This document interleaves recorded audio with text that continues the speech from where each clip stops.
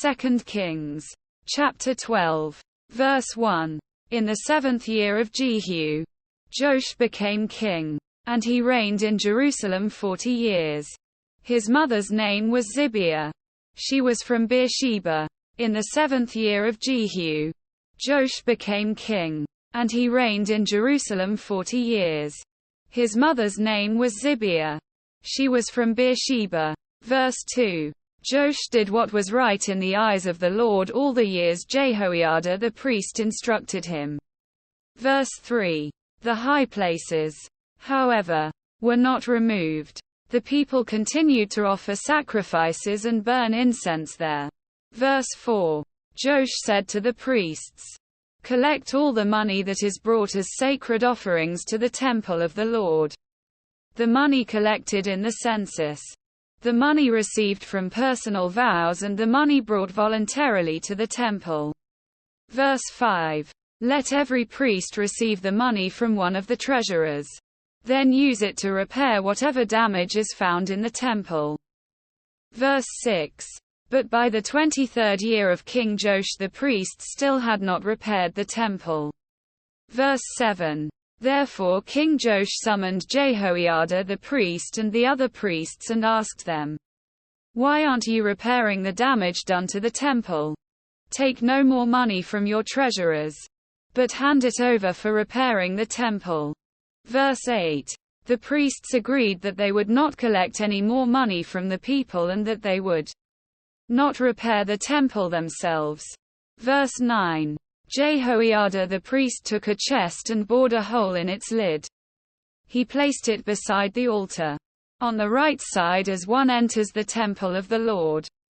The priests who guarded the entrance put into the chest all the money that was brought to the temple of the Lord. Verse 10. Whenever they saw that there was a large amount of money in the chest, the royal secretary and the high priest came, counted the money that had been brought into the temple of the Lord and put it into bags. Verse 11. When the amount had been determined, they gave the money to the men appointed to supervise the work on the temple. With it they paid those who worked on the temple of the Lord, the carpenters and builders. Verse 12. The masons and stonecutters. They purchased timber and blocks of dressed stone for the repair of the temple of the Lord, and met all the other expenses of restoring the temple. Verse 13. The money brought into the temple was not spent for making silver basins, wick trimmers, sprinkling bowls, trumpets, or any other articles of gold or silver for the temple of the Lord. Verse 14. It was paid to the workers, who used it to repair the temple. Verse 15. They did not require an accounting from those to whom they gave the money to pay the workers, because they acted with complete honesty. Verse 16. The money from the guilt offerings and sin offerings was not brought into the temple of the Lord. It belonged to the priests. Verse 17. About this time Hazael king of Aram went up and attacked Gath and captured it. Then he turned to attack Jerusalem. Verse 18.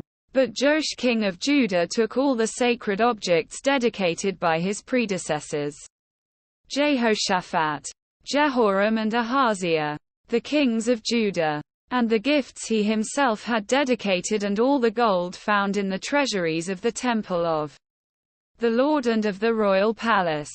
And he sent him to Hazael king of Aram, who then withdrew from Jerusalem.